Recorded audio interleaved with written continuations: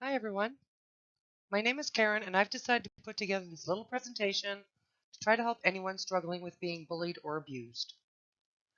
I'm not a doctor, a scientist, or someone who has studied the behavior of abusive people, or bullies as they are more commonly known as. I am, however, a survivor. I was physically and emotionally abused by my mother, emotionally abused by extended family, and have been sexually assaulted and bullied at work. I've often heard on the news about teenagers committing suicide because of being bullied, and I'm really hoping that the short presentation will help you realize that you can have a great life once the bullies are gone. In this presentation, I'm going to tell you a few stories of the mental and physical abuse I received from my immediate and extended family. So, here goes. I grew up in fear. My mom ruled my sister and myself with an iron fist. I was physically and mentally abused my whole childhood. It seemed like no matter what I did, it was wrong, and I knew at a very early age that I wasn't really loved. I used to try staying out of sight until my presence was required, so that the sight of me wouldn't piss my mom off. I can't really remember the first time I was beaten or the first time I was mentally abused, but I do remember always being afraid of my mom. When I was in grade 3, I was put on nerve pills because I was always so nervous. No one knew why. I can tell you that the reason I was always so nervous is because I was always terrified that I'd do something wrong, causing my mom to beat on me again. After all, everything that went wrong was my fault, or so I thought. When I was in elementary school, my music teacher told me that I had a good singing voice. I was proud of that, and always did my best in that class. My mom wasn't impressed. I played the handbells, and again I was told I was really good at it. Again, my mom wasn't impressed. When I decided to partake in a school play, my mom was furious with me because I didn't ask for her permission. I can't remember all the reasons that I was grounded or beaten, but there were a lot of them. I do remember that my grades were never good enough, my friends were never approved of, and my chores were never done right. I honestly thought that I was a failure at everything, and that my teacher was lying to me about being good at something. When I was 11, my little brother was born. Once he arrived, I found that my existence was less tolerated by my mom, unless, of course, my brother needed to be fed, bathed, or his diaper needed to be changed. When I was 12, I was told by my mom that your sister's the smart one, your sister's the thin one, your sister's the pretty one. In my mind, she was telling me that I was stupid, fat, and ugly. I believed her, because what mom would tell her child something like that if it wasn't true? I had very little self-esteem before I was told that, and afterwards, well, I had none. My parents noticed a change in me, and because I wouldn't talk to them, they decided to take me to a psychologist.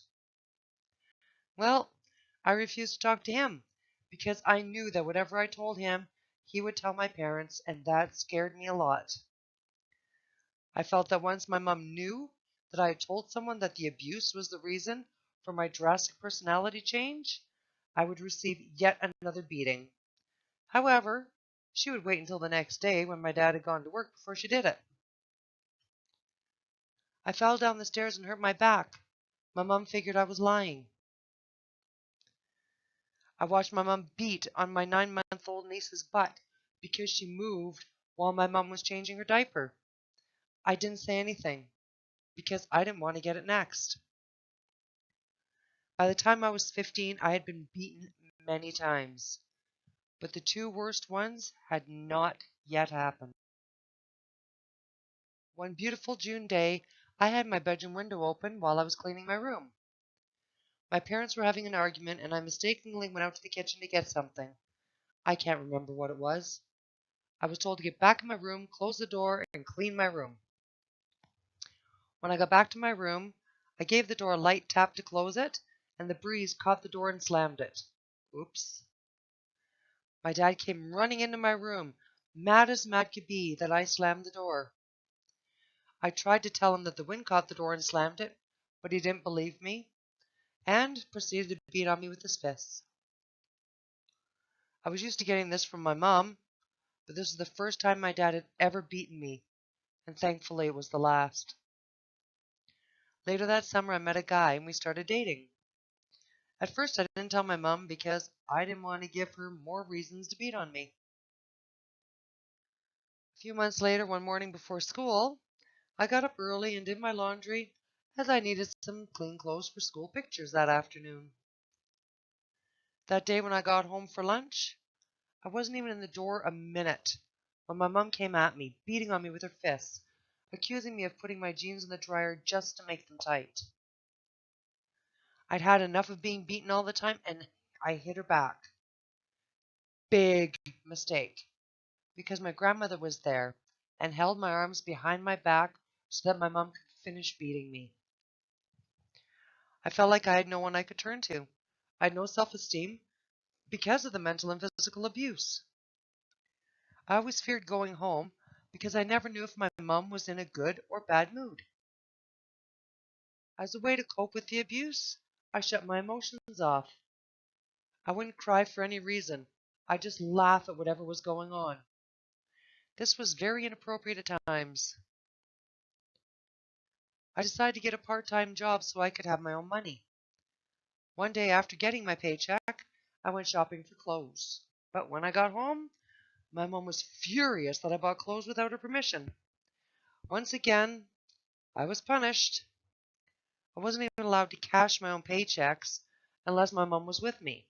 Then she would take my bank book, this was before debit cards, so that I couldn't spend my money unless she said I could.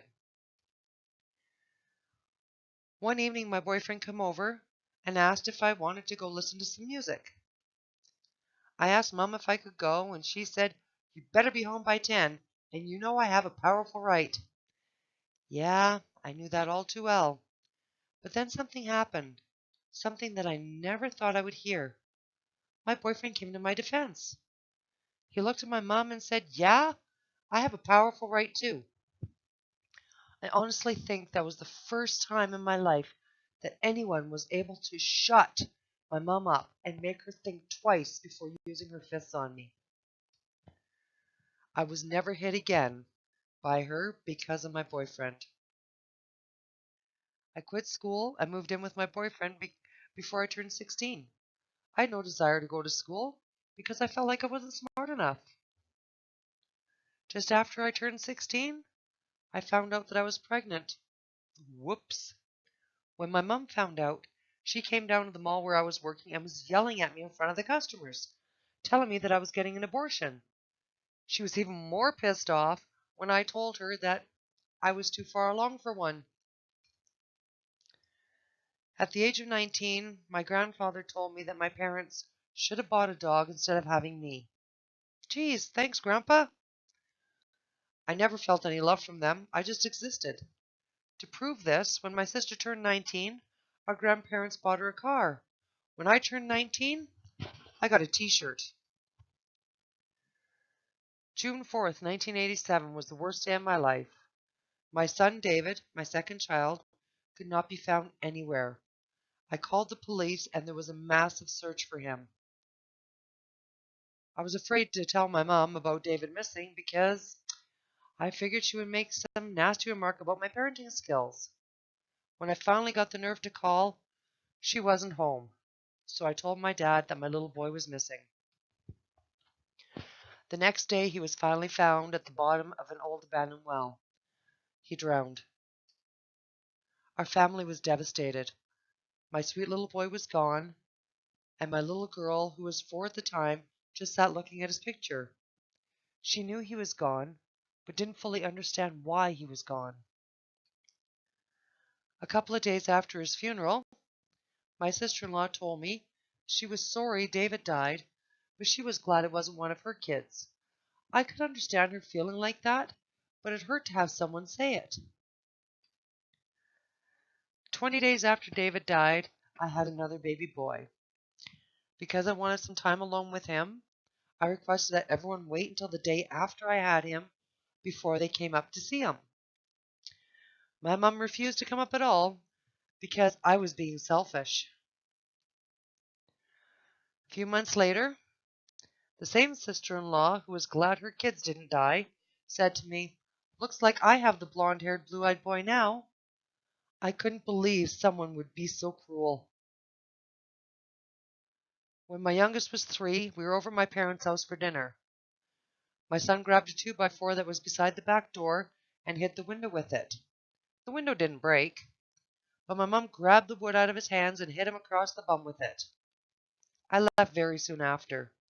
When we got home, I was changing his diaper and noticed that my mom had cut his bum right through the diaper. When I called her and told her that she cut him, her response was, "Oh well, he'll heal." Clearly, even my kids weren't safe around my mom. My daughter was a high school senior when we moved out of the area that my parents lived in. She wanted to finish high school with all of her classmates, so we arranged it with my parents for her to stay there and go to school. I sat my parents down and told them the rules that she has to live by, and they agreed to it. That lasted a day. My mom turned my daughter into her slave.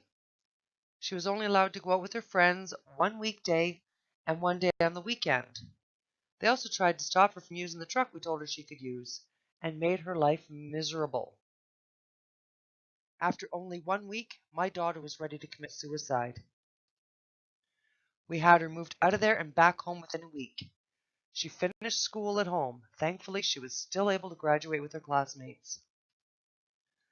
In 2005, my one grandson was born premature, and we had to take him off life support as he would never survive. That was tough. As you can see, I've put up with a lot of abuse from others, especially my mother, but I survived. I've also had a lot of personal tragedy, and again, I survived. Thinking back on all the abuse I endured has made me remember a lot of things, but the one thing I don't remember is ever getting a hug from either of my parents, not even after my son died. Don't be ashamed of tears. Tears help in the healing process. You just need to shed enough of them, and the pain will slowly ease up. I know this from personal experience. If someone is being emotionally abusive, bullying you, talk to someone.